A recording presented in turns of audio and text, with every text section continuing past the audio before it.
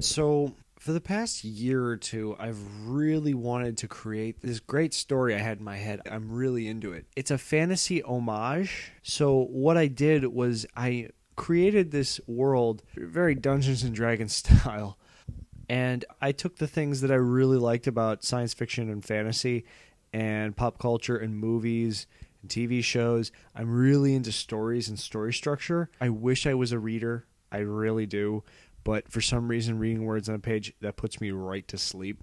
I'm not even kidding. I have fallen asleep with a book on my chest a million times. I think I need a screen behind the text to just keep me awake. Anyway, I created this universe and I threw in, everything I like. The weird alien species, elements from Star Wars, Star Trek. I'm not that big of a Star Trek fan, but there are some elements that are pretty cool.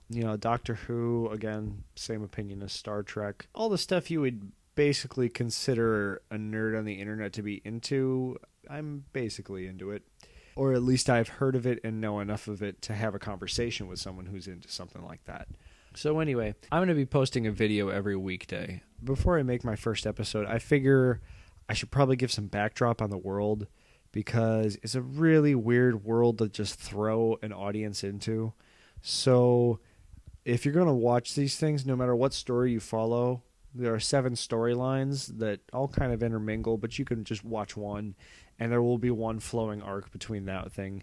I understand some people don't like specific genres, and what I tried to do is I tried to make this universe so that I could put special genres into my stories so people could choose the stories they liked and just follow that. The first phase of stories is more so of an homage, and I've already started writing the second phase. I'm getting into it. I'm easing my story from the homage perspective into separate genres within one story. I think it's a really cool format. If you want to think of it like Game of Thrones with different stories at different parts of the world, you can think of it like that. Let me tell you a little bit about the world so you understand what it is. If any of you have ever played Skyward Sword, you'll know the idea of floating islands and stuff like that. I really wanted to create not just a world, but a universe.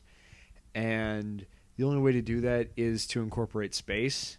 But how these worlds work is they're all within one atmosphere, and it's very, very big. But I'm not about to, interstellar this shit and give you a detailed step-by-step instruction as to how to create a planet with multiple round surfaces. I'm pretty sure it's not possible, but someone will probably prove me wrong. There are 7 major land masses, 6 of which orbit around a specifically much larger one.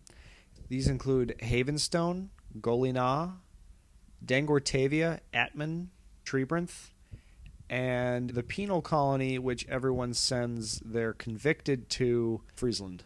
The largest landmass is named Mightiera, and it has no sentient inhabitants. There are no colonies. They've tried to colonize before, but the natural wildlife there seems to block out any forms of civilization. They're always overrun somehow. Each of these landmasses, with the exception of Mightiera and the Friesland, have their own specific race of people. Havenstone's indigenous population is the humans. Trebrinth has ape-like people known as the Quarith. There's a derogatory term for them too. They're called crones. Golina is populated with cat centaur-like people known as the Murads. These Murads are divided into clans and sub-clans that are usually divided by their subrace. These subraces usually resemble a species of cat, with the exception of 2 subraces, which one resembles a wolf and the other one a bear. Atman is a water world with one city above its surface. This whole world is populated by Ursula-type mermaids. They all have tentacles, and this place is really weird. I'll get into it later with a different story, but this place is really weird. It's kind of hive-mindy, or at least the people are kind of hive-mindy, and I'll get into it later. Dangortavia is populated by my personal favorite race of people. These people they call themselves the Dangortavians, but most people call them Terramen because they resemble pterosaurs. or basically the flying dinosaur things, even though they weren't actually dinosaurs. They're actually lizards. Fun fact. These people consider themselves to be the pinnacle of evolution, and it's really interesting to watch how intelligent and how crafty and how well built their society is. But then you see the backdrops of how condescending they've become. Each floating large landmass has two moon-like structures that orbit around it as well. There are 13 of these things, so the Friesland is the one place that only has one moon, but everyone else has two. These islands are populated by a magical organization that call themselves the Sagens. This organization has been around for about 1,000 years now, and it initially started during a period known as the Mother's Empire that nobody really knows what actually happened anymore. It's all kind of been broken up and changed into different things for different people. But during the Mother's Empire, they know the Sagens were formed as a way of looking after orphan children, honestly. It was basically a giant orphanage. One thing that is agreed upon about the Mother's Empire is that it was a very bloody time and that people were dying very fast, very often. And somewhere along the way, it's quite unknown, but it is thought that either an orphan or a teacher discovered that they could use a magical force around them to manipulate their environment. A lot like the Jedi, but without the midichlorians. And through this, they learned that it was best to teach kids at a young age, and they often had young-age children, so their organization changed just from being a large-scale orphanage organization to something more. And now it's turned into an organization that is involved in politics, social standing, economics, philosophy, warfare.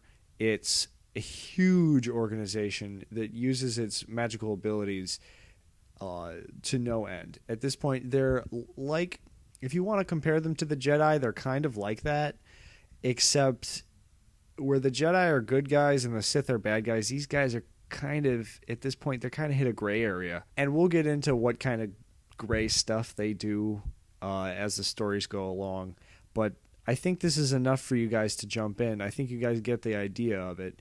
If you guys have a question, let me know in the comments below, and I will try my best to answer it. If you like the idea of the story, why don't you hit the subscribe button? Once again, I'll be posting one episode every weekday. Thanks. Have a good day, guys.